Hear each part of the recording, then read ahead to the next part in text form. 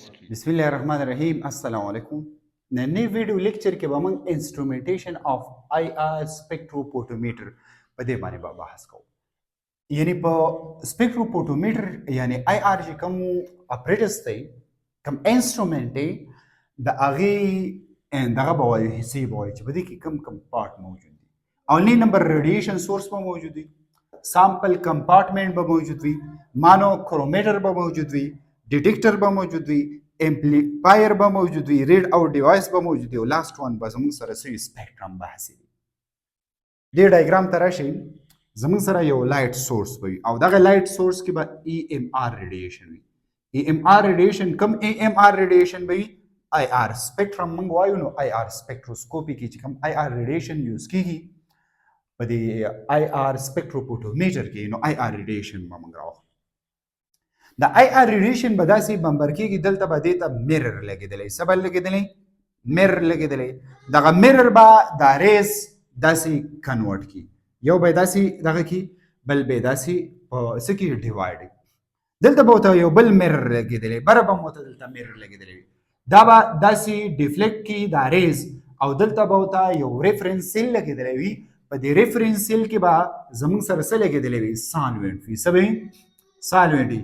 موستلی سالوینټ په دې ریفرنس سیل کې موږ هغه سالوینټ اخلو چې په کم سالوینټ کې موږ زیات په کم سامپل، لکه فار ایگزامپل چې کم کمپاوند موږ ججمنټ کو، دا کم کمپاوند په کم سالوینټ کې زیات جوړ شوی دی، لیکوډ فارم کې دی، نو موږ زیات هغه سالوینټ څه کوو؟ اس آر ریفرنس یوز کوو. خو په پیور فارم کې مین دغه کمپاوند به پکې نه وي. ټیک شو. دلته به لاندې زموږ سره داسې یو بل پارټ لګېدلی وي، په هغې کې به زموږ سره څه وي؟ سامپل موجود وي. دا ریز به راشي، د دې نه به دغه کېږي، پاس کېږي. چې د دې نه پاس کېږي دا به ابزارف کېږي. ټیک شو. ریز به پاس کېږي، څه به څه کېږي؟ ابزارف کېږي. ها، بیا د دې نه بعد چې دا کم ریز داسې راشي، دلته به ورته بل میرر لګېدلی وي. دغه میرر به څه چل کړي؟ دا ریز به داسې پاس کړي، د دې نه داسې ډیفلیکټ به کړي. دلته به راشي، دلته ریز، دا ریز به هم د دې ځای نه داسې دلته راشي، دلته چوپر وي. دا چوپر به څه چل وکړي؟ دا چل به وکړي. دا ریز چې کوم دی دواړه به زموږ سره څه کړي؟ کلیک کړي. چې کلیک کړي، یو د ریفرنس نه چې کوم ریز راغلی، بل د سامپل سیل نه چې کوم ریز راغلی، دا به مانو کرومیټر ته پاس کړي، او د دې ریز نه به یونی ډایرکشن والا ریز څه کړي؟ جوړ کړي. چې یونی ډایرکشن والا ریز جوړ کړي، دا مانو کرومیټر دا به پاس کړي چا ته؟ آی آر ډیټیکټر ته. آی آر دا په دې آی آر اپریټس کې لګېدلی وي، او دا څه کوي؟ آی آر ریډیشن ډیټیکټ کوي چې آیا زموږ سره کم آی آر ریډیشن دي، کم رینج والی دی، د دې ویولینس سره، د دې فریکوینسي سره، د دې یو نمبر سره، دې ته آی آر ډیټیکټر وایي. د آی آر ډیټیکټر به څه چل وکړي؟ دغه ریز به بیا پاس کړي چا ته؟ امپلیفایر. د امپلیفایر څه چل وکړي؟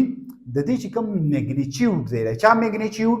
د دې ریز دا څه کوي؟ دا انکریز کی، په دې کې انکریزمنٹ راولي. چې انکریزمنٹ راولي، دا امپلیفایر بیا څه چل وکړي؟ دغه ریز پاس کړي چا ته؟ ریډ آوټ ډیوایس ته. دا ریډ آوټ ډیوایس ته ولې دا امپلیفیکیشن د دې ولې کېږي؟ ځکه چې ریډ آوټ ډیوایس چې کوم دی دا ډېر ایزیلی څه کوي؟ دا ریډ آوټ کړي. څه کوي؟ ریډ آوټ کړي. چې کله ریډ آوټ کړي، دغه ریډ آوټ ډیوایس بیا موږ له دلته څه راکړي؟ یو ګراف راکړي. یو ګراف موږ له داسې راکړي، او دغه ګراف راکړي، یا زموږ سره سپیکټرم موږ له دلته راکړي. نو دغه سپیکټرم نه بعد به موږ دا وایو چې دلته را کوم ابزارپشن شوی دی، دا چا کړی دی؟ دا کوم فنکشنل ګروپ کړی دی، دا کوم کاربن کړی دی، کوم اس پی 3 دی، اس پی 2 دی، کوم یو دی، ډبل بانډ دی، سنگل بانډ دی.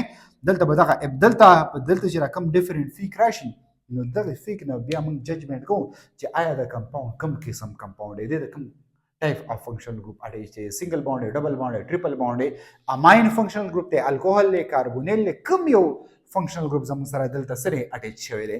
نو بیا به موږ په دې ګراف باندې دا ډیسیژن اخلو، په دې سپیکټرم باندې. دا زموږ سره څه انسټرومنټیشن اف آی آر سپیکټروفوټومیټر.